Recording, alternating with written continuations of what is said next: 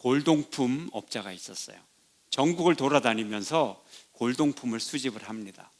주로 장터를 자주 가는데 한 장터에 보니까 괜찮은 물건이 눈에 탁 보이는 거예요.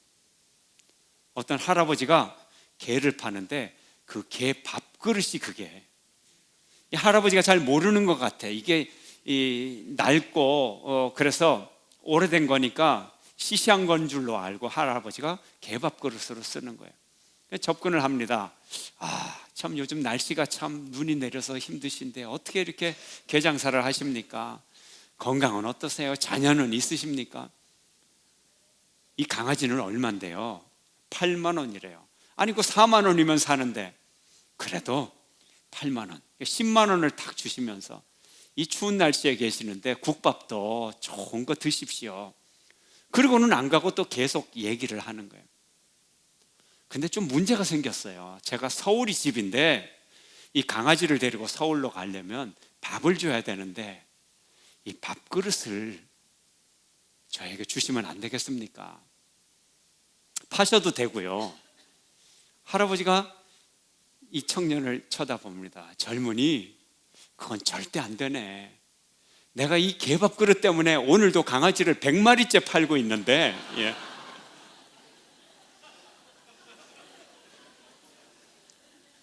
고수들의 대결이죠. 예. 이게 고수는 고수끼리 통하는 게 있는 거예요. 예. 역시 세상에는 보잘것없어도 가치 있게 보이는 게 있고요, 가치 없이 보여도, 하찮은 것처럼 보여도 가치가 있는 게 있어요. 무엇이 소중하냐, 무엇이 하찮은 것이냐, 이걸 보는 눈이 있어야 되는 거죠. 귀중한 걸 귀중한 것으로 알고, 그래야 우리 인생이 복받은 인생으로 살아갈 수 있어요. 귀중한 것을, 가치를 모르고 내팽개치면 나중에 후회할 날이 오는 거예요. 우리 인생의 최고의 보물은 예수님입니다. 예수님은 추상적인 2000년 전의 어떤 분이 아니고 또 추상적인 어떤 개념이 아니에요. 예수님이야말로 귀중한 보물이에요. 예수님의 보배스러움, 예수님의 값진 가치, 이것을 발견할 수 있어야 하는 것입니다. 오늘 본문을 보면 예수님이 공생애 중에 처음으로 고향을 방문하는 장면이 나옵니다. 예수님의 고향이 어디죠? 나사렛. 나사렛을 방문합니다. 한번 볼까요? 54절 말씀 함께 읽습니다. 시작. 고향으로 돌아가사 그들의 회당에서 가르치시니 그들이 놀라 이르되 이 사람의 이 지혜와 이런 능력이 어디서 났느냐. 예수님이 가서 가르치는데 깜짝 놀라요. 놀랄 만한 지혜가 예수님 앞에 있어요. 그런데 문제는 이 지혜가 어디서 왔느냐는 거예요. 어디서 왔느냐. 왜요? 어릴 때 빨가벗고 놀 때부터, 갓난아기 때부터 동네 사람들이 다 보고 있었거든요. 그러던 예수가 30살이 되어서 공생애를 시작하고 다른 동네 갔다가 잠시 돌아왔는데 기가 막힌 지혜의 말씀을 전하는 거예요. 너 그거 어디서 배웠느냐는 거예요. 너 어디서 왔느냐는 거예요. 우리가 아는데 예수님의 출신과 예수님의 학벌을 동네 사람들이 다 알고 있었어요. 그러나 그들이 모르는 거 한 가지, 예수님의 신적인 권위를 몰랐어요.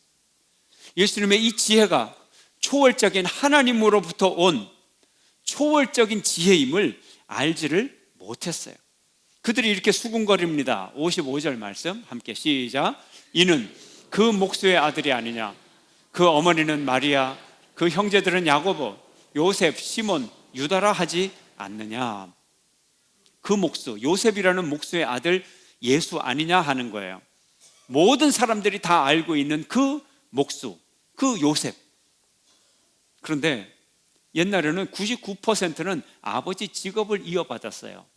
그러니까 아버지 요셉의 아들, 목수의 아들 예수, 목수입니다. 그러니까 그 목수가 무슨 지혜가 있느냐는 거죠. 당시의 목수는 나무만 다루는 것이 아니라 흙벽돌로 지은 집을 다뤄요. 그러니까 요즘으로 따지면 건축 기술자, 또 목공 기술자, 이렇게도 볼 수 있고요. 농기구도 만들었어요. 쟁기, 멍에, 이런 걸 다 만드는 직업을 목수라고 합니다. 그래서 예수님도 30세까지는 목수 일을 하셨단 말입니다. 아버지의 가사일을 도왔어요. 철저하게 그 가정에 있었단 말이죠. 그 가정에서 뭐가 나오겠느냐 하는 거죠. 또 얘기합니다. 56절 함께 시작. 그 누이들은 다 우리와 함께 있지 아니하냐. 그런즉 이 사람의 이 모든 것이 어디서 났느냐 하고. 그 누이들이 그 동네에 여전히 살고 있었어요. 그 누이가 저기 개똥이 엄마, 개똥이 엄마 말숙이, 예. 저쪽에 또 말자, 예수의 누이 아니야? 이렇게 얘기하라는 거예요. 예수님의 네 형제, 그다음에 두 자매, 또 더 있는지도 모르겠어요. 성경의 기록은 최소한 6명의 형제, 예수님까지 7남매 이상의 형제였어요. 동네 사람들은 예수님의 육신적인 혈통만을 바라보면서 예수님을 폄하해서 말하는 것입니다. 이게 인간의 한계입니다. 인간은 육신밖에 볼 수가 없어요. 그래서 예수님이 뭐라고 하십니까? 57절 함께 시작. 예수를 배척한지라.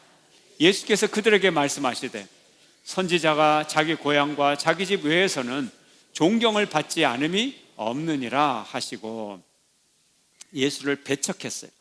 배척했다고 하는 것은 걸려 넘어졌다는 뜻이고, 감정이 매우 상했다는 뜻이고, 적대시했다는 뜻이에요. 기분 나쁘고 죽이고 싶도록 미웠다는 거예요, 예수님을.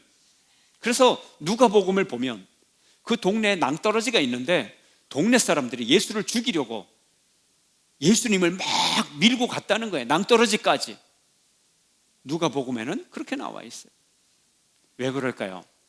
사람은 너무 잘 알고 있으면 믿기가 어려워지는 거예요. 너무 잘 알고 있으면 존경하지를 못하는 거예요. 이게 사람의 문제. 예수님은 말씀하십니다. 예언자는 그 동네와 그 가족 외에는 존경을 받지 않음이 없느니라. 결론을 내립니다. 오늘 본문의 결론이 58절 함께 읽습니다. 시작. 그들이 믿지 않음으로 말미암아 거기서 많은 능력을 행하지 아니하시니라. 이사야는 말합니다. 메시아는 흠모할 만한 아무런 것이 없다. 흠모할 만한 아무것도 없다. 외모로 바라볼 때 메시아는 아름답다거나 존경스럽다거나 그런 것이 아무것도 없다. 너무나 초라하다. 그렇게 예언을 했던 것입니다. 그래서 사람들은 예수를 믿지 않았어요. 그런데 예수를 믿지 않으면 누가 손해인가요? 자기가 손해. 이 마을 사람들이 손해예요. 예수가 믿지 않으므로 뭐예요? 거기에 당신의 능력을 나타내지 않았다는 거예요. 한마디로 그 나사렛 사람들은 은혜를 받지 못했다는 거예요. 예수님의 기적을 경험하지 못했다는 거예요. 축복을 받지 못했다는 거예요. 예수 그리스도의 생애를 보면 많은 배척과 많은 고난이 연속된 생애였어요. 헤롯에서부터 빌라도에 이르기까지 예수님은 불신의 터널 속에 살으셨어요. 불신의 벽. 왜 생겼나요? 예수님을 믿지 못함으로. 무엇 때문에? 인간의 모습을 바라보면서 진정한 메시아의 모습을 발견하지 못했다는 거죠. 사람들은 족보에 치중해요. 외모에 치중해요. 그래서 사도 바울은 말합니다. 내가 이 족보를, 이 모든 자랑거리를 배설물처럼 버렸다.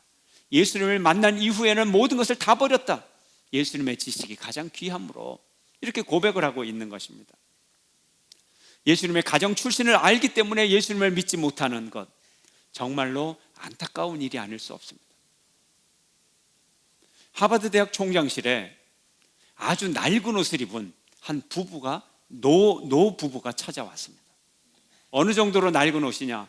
섬유질의 고운 성분들은 다 빠지고 이 섬유질의 올만 남은 그런 그런 옷을 입고 노 부부가 찾아왔어요. 이 촌뜨기 노인네들, 비서가 거절했어요. 총장님이 오늘 하루 종일 바빠요. 만날 시간이 없습니다. 오래 기다리셔도 만날지 못 만날지 모릅니다. 이 노부부가 무작정 기다리는 거예요. 4시간이 지나갔어요. 비서가 양심에 걸립니다. 총장님께 말합니다. 노부부가 기다리는데 쫓아낼 수가 없어요. 어떻게든 한 번은 만나 주셔야 될 것 같아요. 총장도 마지못해서 이 노부부를 만났습니다. 할머니가 총장님에게 말합니다. 총장님, 저희에겐 하버드 대학을 1년 다닌 아들이 있었습니다. 근데 그 아들이 얼마 전에 사고로 목숨을 잃었습니다. 그래서 제 남편과 저는 이 캠퍼스 내에 우리 아이를 위한 기념물을 하나 만들었으면 좋겠습니다. 총장이 혀를 끌끌 차면서 얘기합니다.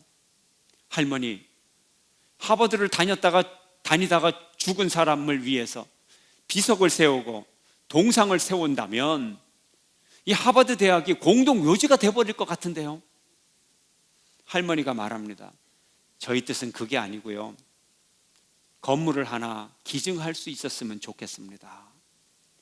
총장이 눈을 굴리며 아래 위를 훑어봅니다. 그러고는 말합니다. 건물이라고요? 건물 하나 짓는데 돈이 얼마나 많이 드는 줄 아세요? 이 하버드 대학에서는요, 건물 하나만 짓는데도요 720만 달러가 들었다고요. 총장이 단호하게 거절을 합니다. 노부부는 총장실을 나왔어요. 나와서 이 할머니가 할아버지에게 이렇게 말합니다. 여보, 그 정도 금액이면 대학을 하나 만들 수 있나 보네요. 우리가 하나 만들지요. 그래서 이 할머니 할아버지가 곧장 캘리포니아의 팔로 알토라는 지역에 가서 사랑하는 아들의 이름을 따라 대학을 하나 지었어요. 풀네임은 이래요. 릴런드 스탠포드 주니어 유니버시티. 쉽게 요즘 미국 서부의 명문 스탠포드 대학을 말하는 거예요. 하버드 총장은 노부부의 재정적 능력을 알지를 못했어요. 그 외모를 보고 이들을 불신을 했어요. 이 노부부를 신뢰하지 않아서 이 노부부의 재정적 능력을 발휘하지 못하게 했던 것입니다. 우리도 어떤 사람을 대할 때 겉모습이나 외모로 그 사람을 평가절하함으로 그분의 능력을 우리가 누리지를 못하는 일이 없나요? 더구나 나사렛 사람들처럼 예수 그리스도를 믿지 아니함으로, 예수 그리스도를 내식으로만 믿음으로, 예수 그리스도를 업신여김으로 예수의 능력이 내게 없어지는, 예수의 능력이 내게 나타나지 않는 그런 어리석음을 범하지는 않습니까? 예수님을 제대로 믿으시기를 축원합니다. 예수의 능력이 여러분의 삶 가운데 나타나기를 축원합니다. 예수님을 이렇게 믿어야 되는 거예요. 함께 봅시다. 함께 시작. 예수님은 참 사람이면서 참 하나님이십니다. 예수님은 오늘도 살아계셔서 능력으로 우리와 함께 하십니다. 한 번 더 읽을까요? 시작. 예수님은 참 사람이면서 참 하나님이십니다. 예수님은 오늘도 살아계셔서 능력으로 우리와 함께 하십니다. 믿으면 능력이 나타날 것입니다. 어떻게 참 사람이 하나님이 될 수가 있어? 의심하는 자는 나사렛 사람들처럼 능력이 나타나지 않는 거예요. 오늘날 우리나라에 이단이 많아요. 이단의 특징은 예수님의 능력을 끌어내리려고 하는 거예요. 예수님을 옛날 시대의 구세주다 이렇게 평가절하하려고 하는 거예요. 이단의 특징은 시대를 자꾸 나누는 거예요. 정통 교단에서도 시대는 물론 나눕니다. 그러나 그것은 역사를 쉽게 이해하려고 왕정시대, 분열왕국시대, 통일왕국시대 뭐 이렇게 나누는 거죠. 이해하기 쉬우려고 하는 거예요. 근데 이단은 시대마다 구세주가 다르다는 거예요. 때에 맞는 진리를 알아야 된다는 거예요. 이 종이를 나눠주면서 여기 보면 말씀의 능력대로 막 계속 해가지고 이제 말씀 공부 유도하려고 복선을 이렇게, 이 짧은 문장에 복선을 10몇 개나 복선을 깔아 놓는 거예요. 그리고 또 한 가지 복선을 이제 가서 성경 공부를 하면 때에 맞는 진리 해가지고 계속 복선을 까는 거예요. 때에 맞는 진리, 무슨 얘기 하려고? 예수님을 골동품으로 자꾸 만들고, 이 시대에는 누가 구세주라고? 자기 교주가 구세주라고. 그걸 하려고 20몇 번씩의 거의 30번의 성경 공부를 그걸 집어넣는 거예요. 가만히 멋모르면요 뻥 하면 그냥 당하는 거예요. 시대마다 구세주가 다르다는 거예요. 결론이 뭐예요? 현재는 자기들의 교주가 구세주다 이렇게 얘기를 해요. 통일교, 예수님은 2000년 전에 구세주였다. 십자가에서 실패했다. 그래서 오늘날에는 문선명과 한학자가 구세주다. 또 하나님의 교회 장길자. 이 시대는 성령 시대다. 이 시대는 성령 시대. 구약은 하나님의 시대, 예수님은 성자 시대, 지금은 성령 시대. 근데 그 성령이 누구냐? 자기의 죽은 남편 누구? 안상홍이가 성령님이라는 거예요. 배짱도 좋아요. 예. 벼락 맞을까봐 겁도 없나봐. 겁대가리도 없나봐. 안상홍이가 성령님이래. 자기가 하나님이래. 그리고 이 하나님이 결혼했어요. 성령의 신부 장길자. 장길자가 성령의 부인인데 어머니 하나님이라는 거예요. 어머니 하나님이라는 거예요. 자기가. 그래서 그 어머니 하나님 장길자를 믿으면 구원 받는다는 거예요. 분명히 기독교라는 거예요. 예수 믿는다는 거예요. 예수님은 2000년 전에 골방에 처박혀라. 에이, 꺼져라. 오늘날의 하나님 자기라는 거예요. 이만희. 구약의 예언이 있어요. 구약시대. 구약의 예언을 예수님이 이뤘어요. 예수님이. 그래서 신약시대가 시작이 됐어요. 예수님이 예언을 했어요. 종말에 대해서. 근데 예수님의 종말의 예언을 누가 이뤘느냐? 이만희가 이뤘다는 거예요. 이만희가. 이렇게 거짓말도 좀 통 크게 해야 되는 것 같아. 배짱이 좀 좋아야 뭐 사람을 좀 모으는 것 같아. 뻥을 쳐도. 예. 그러나 나쁜 짓을 그렇게 크게 하면 죄가 큽니다. 예수님을 부인하지 않는 것처럼 보여요. 왜? 하나님이 보내신 구약의 예언을 성취한 분이라고 예수님을 믿는 것처럼 보인단 말이에요. 그런데 지금은 아니야. 예수님의 예언한 그 구세주는 교주란 말이에요. 이단의 특징이 뭐냐?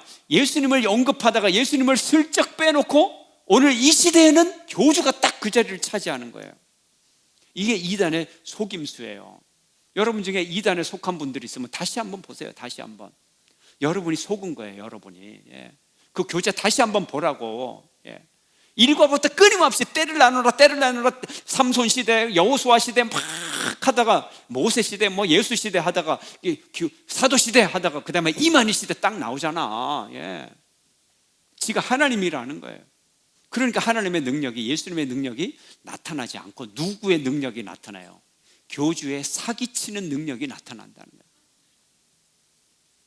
예수님을 믿어야 예수님의 능력이 나타나죠. 한국교회 취약점이 여기에 있어요. 한국교회 신학이 잘못돼가지고 이 잘못된 신학적 토양 속에서 평신도들이 구별을 옥석을 가리지를 못하는 거예요. 첫 번째 약점이 뭐냐? 한국교회 문자주의. 이게 치명적 약점이에요. 이 문자주의를 치고 들어가는 거예요. 이단이. 성경에 나와 있잖아. 그러면 한국교회 성도들은 꼼짝을 못하는 거예요. 성경에 나와 있으니까. 근데 문제는 문자가 중요한 게 아니라 이 문자가 뭘 의미하느냐 해석이 중요한 건데 이단이 여기 있잖아 그러고 엉터리 해석을 하는 거예요. 근데 한국교회 교인들은 해석법을 안 배웠어. 뭐라고 배웠어요? 그대로 믿어. 이단은 여기 있잖아. 이건 이런 뜻이야. 그럼 어떻게 해야 돼요? 신자들이 뻥 해가지고 그냥 믿는 수밖에 없어요. 예수님이 뭐라고 했어요? 나는 세상의 빛이다. 세상의 빛이 뭐예요? 여러분 문자대로 빛이, 세상의 빛이 예수예요? 그러면 조명등 예수님 해야 되겠네? 빛이잖아요. 빛. 그럼 국어점수 빵점이지. 세상에서도 의미를 알아야죠. 그죠? 빛이 뭐예요? 생명을 주고 희망을 주고. 예. 의미를 알아야죠. 나는 양의 문이다. 그럼 이스라엘 가가지고 양이 들어가는 문 앞에 가서 예수님 제가 왔습니다 인사드려야 되나요? 모든 문자라는 거는 제대로 된 의미를 깨달을 때 그 문자가 문자의 기능을, 역할을 감당하는 거예요. 여러분 국어 공부 시간에는 그렇게 잘하면서 왜 성경만 읽으면 이게 고착이 됩니까? 바보가 됩니까? 성경 재밌는 책이에요. 의미가 있는 책이에요. 속담에 10길 물속은 알아도 한 길 물속은 사람 마음속은 모른다고. 무슨 사람 마음이 한 길이야? 이게 몇 센치 된다고 뻥치고 있네. 이럴 겁니까? 의미를 알잖아요. 성경도 마찬가지예요. 여러분 그 이단들은 어떻게 하느냐? 한국교회 만연한 이 세대를 이만희만 해도 이걸 또 더 구분해가지고 자기식으로 다 만들어가지고 응용해서 써먹는다는 거예요. 결론은 뭐예요? 이 시대는 자기가 구세주라는 거예요. 세대마다 하나님의 역사가 다르니까. 성령이 없어요. 보면 슬쩍 빠졌어요. 그리고 자기가 성령이래. 성부 하나님이 안 계세요. 예수님도 안 계세요. 딱 보면 알아요. 그래서 예수님을 믿는 것처럼 하면서 결국 예수님은 2000년 전에 박물관에 계시는 분이다. 이렇게 예수님을 만들어버린 거예요. 정통교리는 뭔가요? 한번 읽어봅시다. 함께 시작. 개혁주의 신학의 정통교리는 하나님은 예나 지금이나 오직 한 가지 방법, 즉 하나님의 은혜로 인류를 구원해 주신다고 가르칩니다. 하나님은 어제나 오늘이나 미래나 동등하십니다. 성부, 성자, 성령 하나님은 모든 시대에 함께 역사하십니다. 이것이 정통 삼위일체 교리입니다. 하나님이 역사하세요. 지금도 역사하세요. 예수님은 2000년 전에 예수님이 아니라 구약의 예언을 다 이루고 이제 그 역사적 소명을 다른 사람한테 넘겨버린 그런 예수님이 아니라 예수님은 지금도 구세주의 역할을 감당하고 계세요. 지금도 살아 계세요.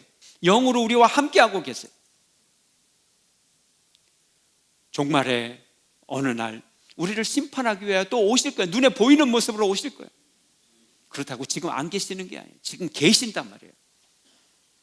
과거 예수님의 고향 사람들, 나사렛 사람들은 예수님을 요셉의 목수의 아들로만 보았어요. 그들에게 능력이 나타나지 않았어요. 오늘날도 예수님을 2000년 전에 살았던 2000년 전에 구세주로만 믿는 사람들에게는 살아있는 능력이 나타나질 않아요. 믿음이 있으면 예수님의 진정한 모습을 보게 됩니다. 나사렛 사람들, 진정한 믿음이 있었던들, 그들에게 능력이 나타났을 것입니다. 천국은 밭에 숨기운 보화와 같습니다. 예수님은 밭에 감추인 보물과 같습니다. 예수님은 질그릇 속의 보배입니다. 예수님의 이 가치를 알고 믿어야 됩니다. 주님이 나를 구원하실 거야. 예수님의 살아계심을 믿는 자에게 구원의 능력이 임할 것입니다. 주님이 나의 재정적인 문제를 해결할 수 있을 거야.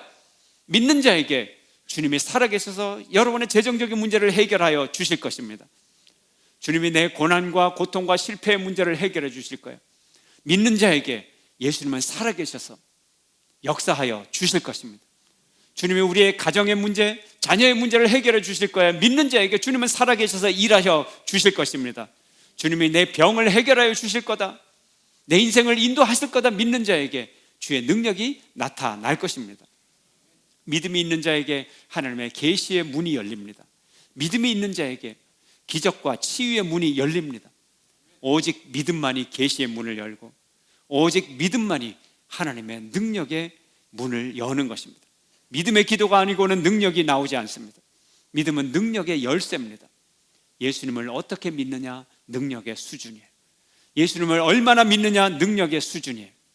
예수님을 움직이는 것, 우리의 믿음입니다. 여러분의 삶 가운데 주님의 능력이 풀어지고 주님의 능력이 나타나기를 주의 이름으로 축원합니다.